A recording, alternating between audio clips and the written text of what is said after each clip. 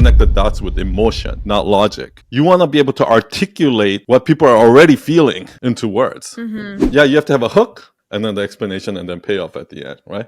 I came up with the idea for what I call like Jeopardy hook. Jeopardy is like the show where you have all these boxes and you pick $100, $200, and you pick one and they flip and then you have to answer that question. It's like a game show. You know, you pick a question and they're like, okay, who was the first president of the United States? And then everybody has to write their answers and they show it. And it's like, you're correct, incorrect, blah, blah, blah, right? So now when you ask a question like that, that's a hook. And the reason why is because if you ask a question that I know the answer to, what people love doing in Jeopardy is like, oh, George Washington.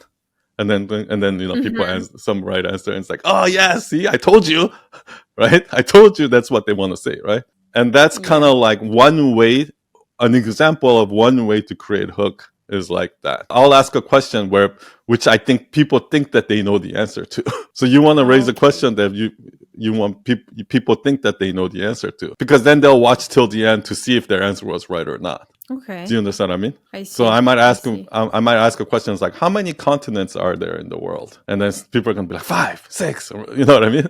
How many planets are there in the world? Like they think they know the answer, so they're going to try to guess, but they're not quite sure. So they're going to wait till the end to see if they got the answer right. That's an example of how you can hook and then pay off at the end. What I'm going to do is I'm going to say, that's the kind of feeling you want to create for the audience. So that the example I gave is kind of fits in so perfectly that people can feel, oh, it's like, that's so true. It kind of makes go, it's like, that's so true. That's what I do when I go on Facebook and I see a video where a dog is like meeting a person for the first time. And then on the top, it says like, oh, they've been separated for 3 months. And then like, I want to see what happens. That's kind of like, oh, when they ask a question in Jeopardy and I know the answer, I guess the answer, and I want to see if I'm right.